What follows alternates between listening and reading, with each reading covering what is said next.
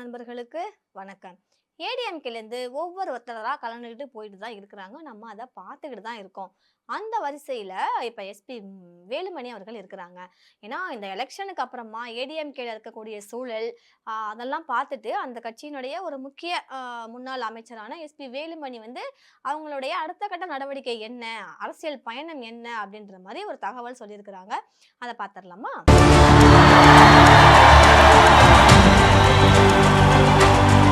EPS மேல கடும் அதிருப்தியில இருக்கிற இவரு அண்ணாமலையோட சேர்ந்து அரசியல் பயணத்தை தொடர போறாருன்ற மாதிரி தகவல் கிடைச்சிருக்குது. இந்த தகவல் தான் இப்ப கொங்கு மண்டலத்துல பெரிய பரபரப்பை ஏற்படுத்தி இருக்குது. பொள்ளாச்சியில நடந்த ஒரு இரங்கல் நிகழ்வுல கூட கட்சி தொண்டர் ஒருத்தர் எஸ்பி வேலுமணியை வந்து முகத்துக்கு முகத்தமா பார்த்து துரோகி அப்படின்னு ஒரு கடுமையான வார்த்தைகளை சொல்லியிருந்தாங்க இல்லையா? அந்த சம்பவம் வந்து கொங்கு மண்டலத்துல பேசும் பொருளா மாறிச்சு, அதிர்ச்சியை ஏற்படுத்துச்சு. அதற்கு காரணமா கட்சியில தொடர்ந்து நிறைய வந்து செயல்பாடுகள் நடந்துகிட்டு இருந்துச்சு. அரசியல் ரீதியா இது சரியா தவறா அப்படின்ற மாதிரி கேள்வி அவரே தனக்கு தானே கேட்டிருக்காரு.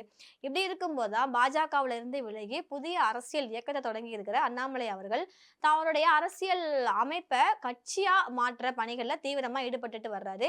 நம்ம டிஸ்ட்ரிக்ட் ஃபுல்லாவே, மாநிலம் ஃபுல்லாவே அவரு புதிய நிர்வாக கட்டமைப்பை உருவாக்குற முயற்சியிலையும் அவரு கவனம் செலுத்திட்டு வந்துட்டு இருக்காரு. இந்த மாதிரி தகவல்கள் வந்த நிலையில அண்ணாமலை தரப்புல இருந்து எஸ்பி வேலுமணி அவர்களுக்கு கால் வந்து போயிருக்கு, அழைப்பு போயிருக்குன்ற மாதிரி சில அரசியல் வட்டாரங்கள்ல சொல்லிட்டு இருக்கிறாங்க.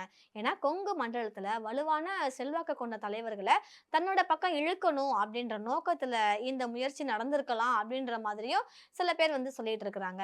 ஆனா இந்த தகவல்களுக்கு இதுவரை எந்த ஒரு அதிகாரப்பூர்வ இதுவும் இல்லை அப்படின்னு இருந்தாலும் வேலுமணி அவர்கள் உடனடியா எந்த முடிவெடியுமே எடுக்கல, டெசிஷன் அவர் இன்னுமே எடுக்கலன்ற மாதிரி ஒரு செய்தியும் இருக்கு. ஆனா அவருக்கு க்ளோஸா இருக்கிறவங்க இது மாதிரி தான் சொல்லிட்டு இருக்கிறாங்க. அவங்க என்ன சொல்றாங்கன்னா, இப்ப ஏடிஎம்கேல இருந்து அரசியல் நிலைமையை ஏடிஎம்கேல இருக்கக்கூடிய அரசியல் நிலைமையை நாம பார்க்கணும் அப்படின்ற எண்ணத்துல தான் அவர் இருக்காரு. கட்சிக்குள்ள மறுபடியும் அவருடைய செல்வாக்க நிலைநிறுத்தணும்னு அவர் வந்து ட்ரை பண்ணிட்டு இருக்காருன்ற மாதிரி சொல்றாங்க. அதே நேரத்துல எதிர்காலத்துல அரசியல் சூழல் எப்படி மாறும் அப்படின்றத பொறுத்து தான் நெக்ஸ்ட் நம்ம என்ன பண்ண போறோம் டெசிஷன் எடுக்கணும்ன்ற மாதிரியும் அவர் இருக்கிறாரு. இந்த ஒரு மனநிலைமை தான் அவர்கிட்ட இருக்கிற மாதிரியும் ஒரு தகவல் இருக்கு. கொங்கு மண்டலத்துல இன்னமுமே கணிசமான ஒரு ஆதரவை கொண்டிருக்கிறவர் தான் எஸ்பி வேலுமணி. இவங்க அரசியல் சார்பா எந்த முடிவை எடுத்தாலும் அது அதிமுகவுக்கும் அண்ணாமலை அவர்களுக்கும் சாதக பாதகமா தான் இருக்கும். அப்படி இருந்தாலும் அண்ணாமலையோட அவங்க வந்து போறாங்க அப்படின்ற மாதிரி எஸ்பி வேலுமணி தரப்பிலிருந்து இல்லைன்னா அண்ணாமலை தரப்பிலிருந்தோ அதிகாரப்பூர்வ அறிவிப்பு எதுவும் வரல அப்படின்றதையும் நம்ம வந்து இந்த இந்த இடத்துல நம்ம வந்து உற்று நோக்கணும். இது வெறும் யூகங்களா கூட இருக்கலாம்னு சில பேரும் சொல்லிட்டு இருக்கிறாங்க. ஆனா இந்த பக்கம் டிஎம்கேல இருந்து கால் பண்ணிட்டாங்க, கூப்பிட்டுட்டாங்கன்ற மாதிரி நியூஸும் இருக்கு.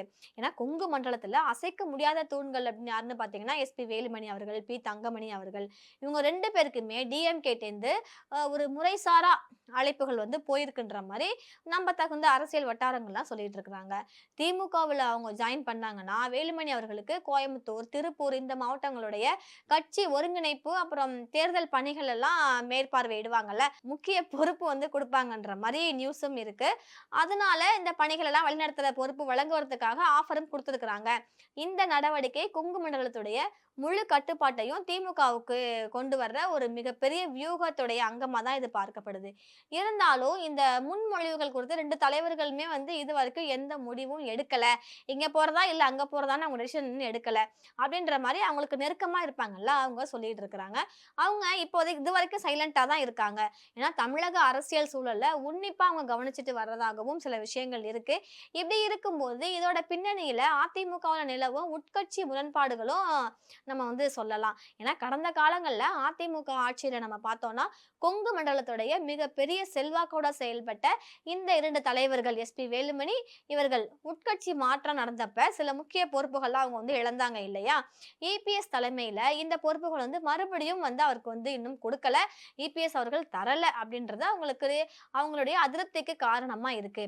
இந்த அதிருப்தி இப்ப திமுக இருந்து அழைப்பு போயிருக்குல்ல, அதுக்கும் வழி வகுத்திருக்கலான்ற மாதிரி அரசியல் பார்வையாளர்கள் சொல்லிட்டு இருக்கிறாங்க. இந்த விவகாரம் இபிஎஸ் அவர்களுக்கு பெரும் சவாலா மாறி இருக்கு. மூத்த தலைவர்களா இருக்கக்கூடிய அவங்களெல்லாம் அவர் வந்து தான் பக்கம் வச்சுக்கல, தக்க வச்சுக்கலன்னா கொங்கு மண்டலம் மாதிரி இன்னும் பல பகுதிகள்ல அதிமுகவுடைய வலிமை வந்து ரொம்பவே பாதிக்கப்படும்ன்ற மாரி எச்சரிக்கைகள் வந்திருக்கு. வேலுமணி அவர்கள், தங்கமணி அவர்கள் இது மாரிலாம் ஒரு முக்கியமானவர்களா கட்சியை விட்டு அவங்க அனுப்பிட்டாங்கன்னா, இபிஎஸ் வந்து தனியா இருக்கிற நிலை கண்டிப்பா வரும்ன்ற மாரி உள் வட்டாரங்களும் சொல்லிட்டு இருக்கிறாங்க. தமிழகத்துல அடுத்ததாக இடைத்தேர்தல் வர நிலையில இந்த கொங்கு புயலை எடப்பாடி எப்படி சமாளிக்க போறாரு அப்படின்றது ஒரு மிகப்பெரிய கேள்வியா மாறி இருக்குது. மூத்த தலைவர்களுடைய அதிருப்திய அவரு தீர்த்து வைக்கணும். தீர்த்து அவங்கள வந்து அரவணைக்கும் முயற்சிகளை வந்து அவர் வந்து மேற்கொள்வாரா? இல்லன்னா திமுகவினுடைய இந்த உத்தி வெற்றி பெறுமா? அப்படின்றத நாம வந்து வெயிட் பண்ணி தான் பார்க்கணுன்ற மாரி இருக்கு. இந்த அரசியல் நகர்வுகள் எல்லாமே தமிழக அரசியல்ல மறுபடியும் வந்து ஹாட்டா ஆக்கிட்டு இருக்கு. சூடு பிடிச்சிட்டு இருக்குன்னு சொல்லலாம். அதிமுகவினுடைய ஒற்றுமை அப்புறம் கொங்கு மண்டல வலிமைக்கு ஒரு பெரிய சோதனையா அமைந்திருக்குன்னே வந்து சொல்லலாம். தொண்டர்கள் மத்தியில இந்த விவகாரம் வந்து தொடர்ந்து விவாதிக்கப்பட்டு தான் வந்துகிட்டு இருக்குது. ஏன்னா கொங்கு மண்டலத்துல ஏடிஎம்கே அவங்களுடைய பவர் அதிகமாவே இருக்கு. தலைவர்களும் அங்க ஒரு வாக்கு வங்கிய வச்சிருக்கிறாங்கன்னே சொல்லலாம். சோ அத உடைக்கிற மாதிரி டிஎம்கே வந்து எஸ்பி வேலுமணி அவர்கள், பி தங்கமணி அவர்களுக்கு வந்து இவங்க வந்து அழைப்பு விடுத்திருக்கிறாங்க. அந்த திருப்பூர், கோயம்புத்தூர் இந்த மாவட்டங்கள்ல நான் வந்து உங்களுக்கு கட்சி பொறுப்பு தர்றேன். ஒரு முக்கியமான பொறுப்பு, ஒருங்கிணைக்கிற பொறுப்பு தரேன்ற மாதிரி அவங்க கூப்பிட்டிருக்கிற மாதிரியும், இவங்க இன்னும் அதற்கான பதில் எதுவும் சொல்லலன்ற மாதிரியும் இவங்க தரப்புல இருக்கக்கூடிய தொண்டர்கள் சொல்லிட்டு வந்துட்டு இருக்கிறாங்க. ஆனா இன்னொரு பக்கம் அண்ணாமலை அவர்கள் கட்சி ஆரம்பிச்சு கொஞ்ச நேரத்திலேயே கிட்டத்தட்ட மில்லியன்ஸ் ஃபாலோவர்ஸ் தான் அவங்க தாண்டிட்டாங்க. அதனால அந்த பக்கமும் போகலாம். இதுக்கு முக்கிய காரணம் இபிஎஸ் அவர்கள் எஸ்பி வேலுமணிட்டேருந்து பறித்த பதவியை இன்னும் வந்து கொடுக்கல. இன்னும் அவர் வந்து தயக்கம் காட்டிட்டு தான் இருக்கிறாரு. அதனால அதிருப்தியில இருக்கிற எஸ்பி வேலுமணி அவர்கள் நம்ம அண்ணாமலை பக்கம் போகலாமா? இல்ல எதிர்க்கட்சியா இருக்கக்கூடிய டிஎம்கே பக்கம் போலாமான்ற மாதிரி யோசிச்சுட்டு இருக்காரு. இன் பிட்வீன் பாத்தீங்கன்னா நடிகை கௌதமி அவர்கள் ஏடிஎம்கே இருந்து விலகிட்டாங்க. சோ முக்கிய முகங்களா இருக்கக்கூடிய ஒவ்வொருத்தருமே ஏடிஎம்கே விட்டு விலகிட்டாங்க, கட்சியை விட்டு போயிட்டு இருக்காங்க அப்படின்னா ஒரு ஸ்டேஜ்ல கண்டிப்பா இபிஎஸ் அவர்கள் தனிமைப்படுத்தப்படுவாங்க, தனியா நிப்பாங்க, அவங்க கூட யாருமே இருக்க மாட்டாங்கன்ற மாதிரி நிலைமை வந்துடும். சி.வி. சண்முகம் அவர்கள் கூட இபிஎஸ் வந்து தாக்கி பேசியிருக்கிறாங்க. ஏன்னா இபிஎஸ் பக்காவா ஒரு டிராமாவை பிளே பண்றாரு. அவருடைய மகனாகிய மிதுன் பழனிசாமி கண்டிப்பா அரசியலுக்கு வரணும் அப்படின்றதுனால இவர் இந்த மாதிரி கட்சி பதவியை பறிக்கிறது எல்லாம் பண்ணிட்டு இருக்காரு. கூடிய சீக்கிரம் அவருடைய மகனை அரசியலுக்கு கொண்டு வந்துருவாரு. உங்களுக்கு எல்லா உரிமையும் இருக்கு. இப்ப மிதுன் பழனிசாமி அவர்களுக்கு கட்சிக்கு வரணும், அவங்க பொதுச் செயலாளரா ஆகணும், ஆட்சியில இருக்கணும்னா அவருக்கு எல்லா திறமையும் இருக்குது. நேத்து கட்சி ஆரம்பிச்ச விஜய் அவர்கள் இன்னைக்கு சிஎம் ஆகலையா? சோ அவருக்கு எல்லா பொறுப்புமே இருக்குது, எல்லா ஒரு தகுதியுமே இருக்கு.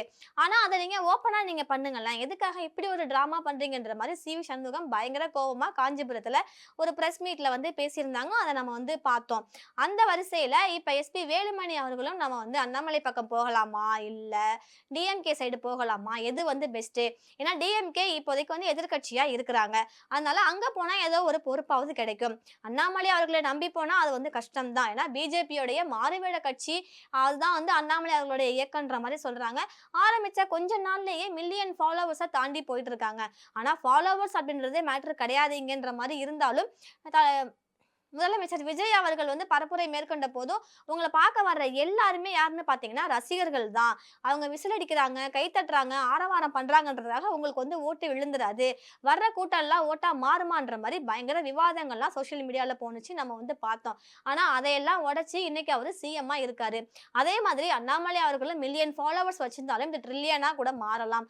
அப்படி மாறும்போது இவரும் நாளைக்கு சிஎம்மா வரலாம். இப்ப விஜய் அவர்கள் சிஎம்மா ஆனோன்னா நிறைய பேருக்கு நம்பிக்கை வந்துடுச்சு. ஈவன் சிவகார்த்திகேயன், தனுஷ் இவங்க கூட சிஎம்மா வரலான்ற மாதிரி ஒரு நம்பிக்கை அவர்களுக்குள்ள வந்து வந்திருக்கும். சோ எஸ்பி வேலுமணி அவர்கள் அண்ணாமலை பக்கம் நம்ம வந்து போனா பதவி ஏதாவது கிடைக்குமா, நமக்குள்ள பவர் அங்க வந்து நம்ம செயல்படுத்தலாமா, இல்ல எதிர்க்கட்சியா இருக்கக்கூடிய டிஎம்கே கிட்ட போலாமான்ற மாதிரி யோசிச்சுட்டு இருக்காங்க. என்ன இருந்தாலும் அவர் ஏடிஎம்கேல இருந்து ஒன்ஸ் வந்து விலகிட்டாரு. விலகி கொறடாவோட உத்தரவை மீறி தாவேகாவுக்கு அவங்க வந்து வாக்களிச்சுட்டாங்க. நம்பிக்கை தீர்மானத்துல பங்கெடுத்து தாவேகா ஆதரவா நின்னாங்க அவங்க. இதனால இபிஎஸ் வந்து அவங்க பதவியெல்லாம் பறிச்சுட்டாங்க. பதவியை பறிச்சா இன்ன வரைக்கும் அவங்க திருப்பி கொடுக்கலன்றதுக்காக தான் இவங்க இன்னும் கோவமா இருக்காங்க. சோ கூடிய சீக்கிரம் வந்து தெரிஞ்சிடும். எஸ்பி வேலுமணி அவர்களும் சரி, தங்கமணி அவர்களும் சரி, எந்த கட்சிக்கு மாற போறாங்க அப்படின்றது. அப்படி அவங்க மாறிட்டாங்க அப்படின்னா, கொங்கு மண்டலத்துல இருக்கக்கூடிய வாக்குகள் கண்டிப்பா சிதறப்படும். ஏடிஎம்கேவுடைய கோட்டையா இருக்கக்கூடியது கொங்கு மண்டலம்னே சொல்லலாம். அங்க அவங்களுடைய வோட் பேங்க் அப்படின்றது கண்டிப்பா வந்து சரியும். ஏடிஎம்கேவுக்கு பவர் இருக்காதுன்றதும் தெரியும். ஏன்னா, எம்ஜிஆர் அவர்கள் ஆரம்பிச்ச இந்த கட்சிய கண்டிப்பா இபிஎஸ் வந்து அழிச்சிருவாங்க. ஏன்னா, முன்னாடியே வந்து செங்கோட்டையன் அவர்கள் சொல்லியிருந்தாங்க. இனி வரும் காலங்கள்ல அண்ணா திராவிட முன்னேற்ற கழகம்ன்ற ஒரு கட்சியே இருக்காது அப்படின்ற மாரி சொல்லியிருந்தாங்க இல்லையா? அது கண்டிப்பா நடக்க தான் போகுது. இதே மாரி ஈகோவோட ஒரு சர்வாதிகார தன்மையோட இபிஎஸ் அவர்கள் இருந்தாங்கன்னா, கண்டிப்பா ஒரு நாள் அவர் தனியா நிப்பாரு. அவர் தனியா நிக்கிறாரோ இல்லையோ, அந்த கட்சியே இருக்காது. இன்னைக்கேயாவது 3வது இடத்துக்கு வந்துடுச்சு அந்த கட்சி. இன்னும் வரும் காலங்கள்ல இந்த கட்சி கண்டிப்பா டெபாசிட் கூட வாங்காது அப்படின்ற ஒரு மோசமான நிலைமைக்கு வந்து இந்த கட்சி தள்ளப்படும் அப்படின்ற மாதிரி விவாதங்கள் வந்துகிட்டு தான் இருக்குது. ஸோ நம்ம வந்து வெயிட் பண்ணி பார்க்கலாம். அரசியல்ல அடுத்த கட்ட நகர்வுகள் என்னென்ன நடக்குது அப்படின்றத.